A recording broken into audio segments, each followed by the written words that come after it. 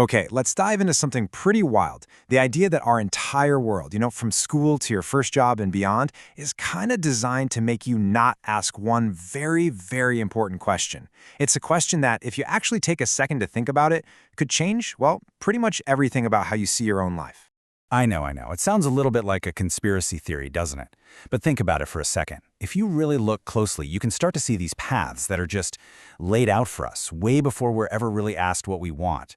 Decisions are being made for you. So the big question becomes, who or what is they? All right, so let's get real and break down this whole system. What are we actually talking about here? What are the forces that are, pushing and pulling us in certain directions, a lot of the time without us even realizing it's happening? And here's the thing. When we talk about these forces, we're not talking about some secret group in a dark room. No. It's the stuff we see every single day. It's the very real, concrete pressure from our parents and our teachers who, look, they mean well. It's the numbers game of college admissions. It's the economy needing a certain number of engineers or doctors. And yeah, it's even the algorithms on your phone constantly nudging you down these predictable little rabbit holes. And the message, when you boil it all down, is pretty simple. Comply, right? Pick a major, choose a career path, get in line. And all this pressure hits you before you're even 18 years old. It leaves almost zero room to breathe, let alone ask that one huge question that could change the whole game. And that question is this: who the hell am I? That's it. That's the question the entire system hopes you'll just skip over. It's not, what do my parents want me to be? It's not, what career will make me the most money? It's, who am I, really, at my core? And that's a dangerous question for the system, because the person who finds the answer to that, well, they might not fit into any of the neat little boxes they've prepared for you. Okay, so what happens if you don't ask? What's the big deal? What's the real cost of just going with the flow, following a path that maybe wasn't yours in the first place? And this really lays it bare, the two extremes. On one side, you have just breathing. You know that feeling? Just going through the motions, living for Friday, numbing out with Netflix at night. And on the other side, you have being truly alive, lit up, believing in what you're doing, living on purpose.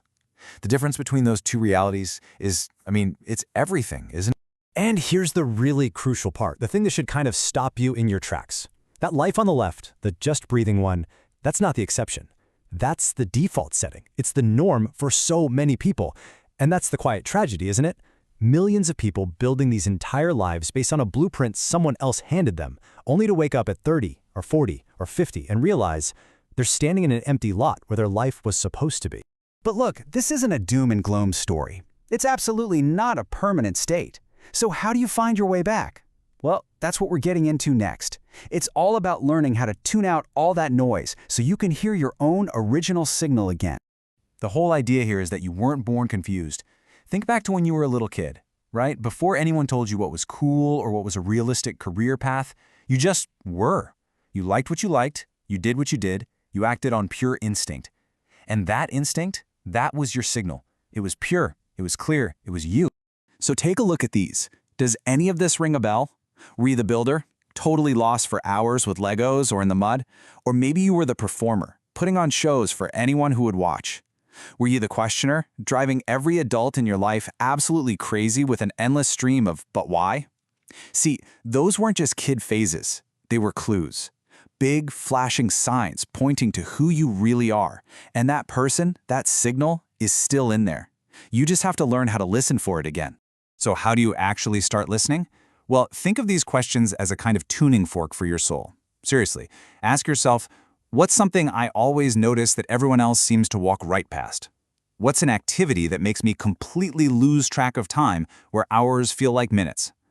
What is that one thing that makes me angry, but not just annoyed, like a deep, sacred kind of angry? And maybe the biggest one, who am I when absolutely no one is watching? Your honest answers here, those are the breadcrumbs that lead you back home to yourself. And when you start asking these questions, you eventually arrive at a crossroads. It's a fundamental choice, and it's a choice every single one of us has to make, whether we realize we're making it or not. A choice between two completely different kinds of lives. And here they are, side by side. On the one hand, you've got the default life. This is where you just let the system sort you. You choose what's safe, you do what's expected, you follow the script somebody else wrote. And the end point, honestly, it's a kind of numbness. You're just asleep at the wheel. Then you have the awakened life. Now this one's harder for sure. It means you have to ask those tough questions and do the work to discover who you really are. But the payoff is everything. It's your path, your choices. You get to live awake on purpose. And please, hear this, because this might be the most important part of this whole thing. You don't get to sit this one out. Not choosing is a choice. It's choosing the default. Letting things just happen to you is you actively choosing the default life. So if your gut reaction is to say, heck no, I don't want the default life, what do you do? What does it actually mean to rebel against this? In this last part, we're going to look at what the real rebellion is. And spoiler alert, it's not what you think.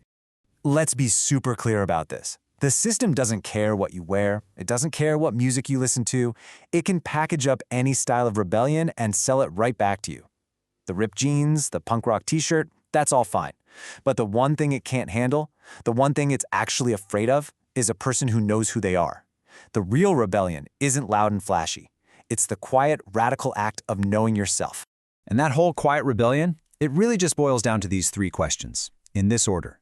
Number 1, who am I? Number 2, why am I here? And number 3, what did I come here to do? And we're not talking about a job title here. We're talking about your purpose. Answering these for yourself, that's the whole revolution right there. So that's where we'll leave it. Look, the goal here isn't to have some perfect final answer tomorrow morning. Not at all. The real goal, the first step, is just to find the guts to start asking these questions in the first place. To consciously choose a life of design over a life of default. To choose to be awake. Because your life, it's happening right now, and it's waiting for you to answer.